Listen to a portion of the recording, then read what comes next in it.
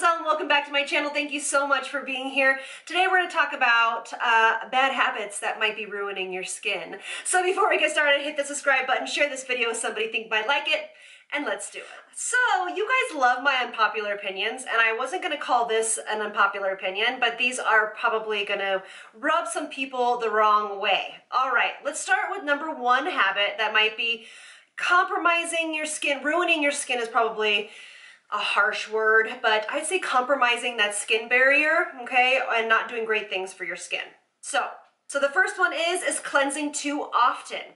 So for example, if you have acne-prone skin, oily-prone skin, skin that you feel is like greasy for some reason, you feel like you might need to be washing the skin a ton, often, every day, twice a day, 3 times a day, 4 times a day.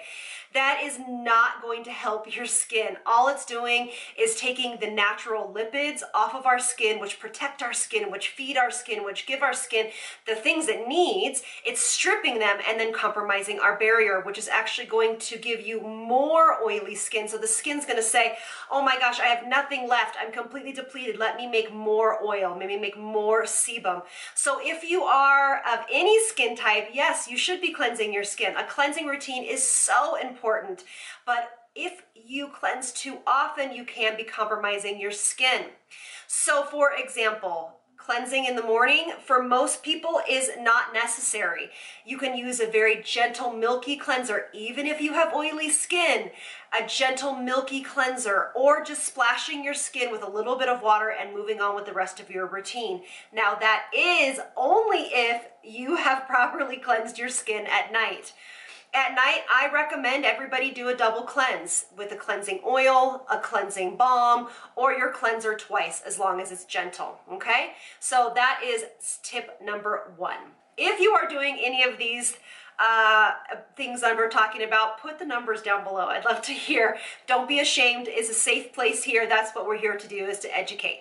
All right, so for number two, using cleansing modalities or cleansing tools or cleansing things too often. For example, washcloths. A lot of us use washcloths. I only do once a day, if that, with my lashes on. So I have Lashify lashes, so I do not splash water all over my face. I will use a microfiber washcloth. So I don't use a typical washcloth that could be harsh and damaging to the skin. I use a microfiber washcloth that is very gentle. It's actually kind of the similar thing that you would wash your car with or dry your car with. So if it's not gonna, you know, scratch that beautiful paint on your skin, on your car, it's not gonna do that on your skin. And I will find mine and link them in below. They're off of Amazon. So overusing also cotton pads. So cotton balls, cotton pads, so you know, the little round things, making sure that you don't overuse them for things like toners, okay? So they actually do, a lot of cotton have actually little microscopic hooks in them, unless they're specifically for the face, and even sometimes most drugstore ones still do. They have little microscopic hooks, that's why cotton is made, and they can actually scratch and abrade the skin. And if you're doing them every day, twice a day, it can be pretty harmful for the skin. As well as tools like Clarisonics or just scrubbing brushes in general. I've seen this trend going around where it's like this thing off of Amazon that people are buying. It looks like it's a silicone, but it's like this thing that goes around in a circle and it's flat. It's the strangest tool. If I can find a picture of it, I'll let you know. Please don't be using those types of tools every single day. Please, please, please, please, please. Even things like Foreo or your silicone tools, things like that. Don't be using them every single day. Again, you can be compromising your barrier function. You can be completely stripping the skin. Now, if you are a teenage boy, say, or a gentleman, you guys do have thicker skin, so it is per se okay to use those types of tools more often, especially if they don't have like a routine, especially if they're not exfoliating very well or cleansing very well. That's the exception to the rule. Okay, so keep that in mind. Please don't let these people that don't do skin influence you to buying these strange Amazon face tools and then use them every single day, because there's like what we call the Cinderella effect, or what I call the Cinderella effect, where these tools will work beautifully for the first several weeks or even month, and then after that they destroy your barrier and your skin is in horrible shape. Okay, number 2, a lot of us use cleansing like micellar waters, bioderma, things of that nature. So a lot of us will cleanse in the morning with a cleansing water, like bioderma or something like that, and then you're not washing that off. So anything that's going to be cleansing to the skin, a cleansing water, or cleansing pads or cleansing wipes, which please, let's just leave the cleansing wipes in the 1990s. Please, we don't need to use those anymore. Do not use cleansing wipes. I love you all, but please, let's stop. But these bioderma or cleansing waters or things like that, micellar waters, are meant to be washed off. Just a little splash of water will do just to wash them off. They do have surfactants, they do have cleaning agents in them, and they should not be left on your skin. This can lead to inhibited barrier function as well as overproduction of sebum, as well as congested pores, blackheads, breakouts, things of that nature, because you're leaving surfactants on, or surfactants, which are like, you know, cleansing agents on the skin when they shouldn't be. So make sure that you are washing that off. All right. Okay, so number 4, when we are using things like masks, this is actually where we talk about a lot with things like multi-masking. I've done many videos on multi-masking. I love to use different types of masks for different types of areas of our skin. It's just really important. So treating our whole skin as if it's the same thing really doesn't make a ton of sense. Unless it's like a hydrating mask, then you can slap that all over the face and you're good to go. But when we're doing something like a treatment mask, like specifically when we're trying to maybe do exfoliation or hyperpigmentation or texture issues, if you're going to be using a mask that is for, like, say, for texture, and you're using it in places where your skin doesn't have texture, that really isn't doing much. Maybe in that area, it would be great to have a hydrating mask.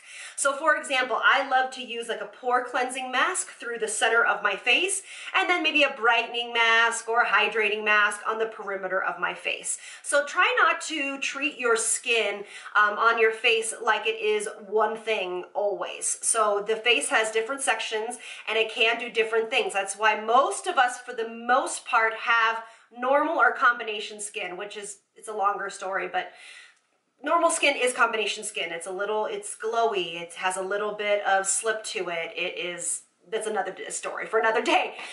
But you know, try multi-masking also too when you're using your serum. So say for example, like I said, I get a lot of breakouts and texture through the center of my face and a little bit right here. Not so much anymore, but more for the center of my face recently. You know, skin changes. So maybe what I'll do is at night I will apply, you know, if it's my AHA night or something like that, I'll apply my AHAs through the center of my face and the retinols on the sides of my face. So, you know, or you can just use your AHAs where you are breaking out or where you have texture issues, and then just, you know, put your moisturizer on the rest of your, you know, the rest of your face after that. So you don't have to treat your whole face the same. So you don't have to put, you know, your AHA, your exfoliating, you know, serum all over your face if these sections don't need it, okay? So that is a big one to take into consideration. The 5th one that we'll talk about is overdoing it with the serums. Okay, I have totally been a culprit of this, where I think more is more for my skin. I want all the serums, all the essences, all of the moisturizers, all of the sleeping packs, all of those things. But honestly, really making sure that we have just a very clear and concise routine is really what is best for our skin. Our skin does reach a point where it can't absorb anymore, and that's around layers like 3-4-ish, okay? Now, essences are a little excluded from that because usually they're extremely watery and they sink into the skin so quickly. So I just want you to keep that in mind. So when you're doing this, you know, if you're doing, you know, your wash and then maybe a toner if you want to, and your essence, and then use your retinol at night, use your vitamin C in the morning. Maybe if you wanted to add a hydrating serum, you know, something with niacinamide in it or hyaluronic acid or beta glucan or something like that, that's totally fine. But please try to veer away from using, like, say for example, in the morning I'm going to use, you know, an essence, then I'm going to use you know, a growth factor, then I'm going to use vitamin C. That's totally fine. And then obviously your SPF. That's a beautiful routine, and you know, we've talked about that. But then adding in like copper peptides and then another hyaluronic acid and then, you know, that type of a thing. We want to really make sure we stay away from that because it's just going to sit on the top layer of the skin. It's a waste of money and your skin's not doing anything with it. Okay, so really try to pull back on the amount of serums that we are using in our routine. All right, for my last one, my sixth one is a big one, and I still talk to my clients to this day on my table. My oily skin clients, they really get worried about using oils or moisturizing their skin. And even if, you know, even when they come see me and I talk to them about it, they're like, oh, well, you know, it really makes me nervous. I really want to try to calm everyone's nerves that have combination oily skin. Your skin needs hydration. I actually have done a video on dehydrated and oily skin, which is typical. Check that out. I'll see if I can put it in the description box for you. But usually it is oily and dehydrated, and it becomes more oily because it is dehydrated, because you are depriving it of moisture and hydration. So please do not feel like you cannot hydrate your oily skin.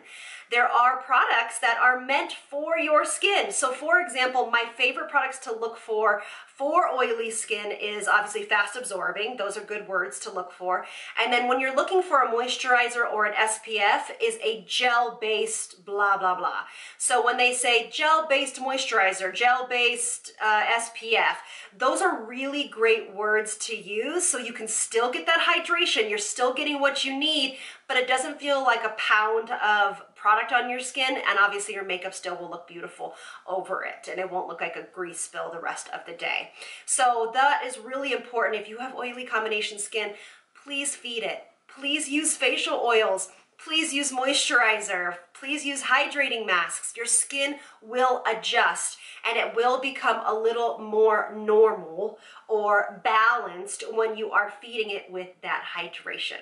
All right, so those are my top 6. I hope that these help you adjust your routine so that we can keep our skin healthier, in better shape. Let me know if you guys do any of these. If you have any questions, I will try my best to get into that comment section and answer them for you. But thank you as always for being here, and I'll see you on the next one. Lots of love from me to you. Bye, loves.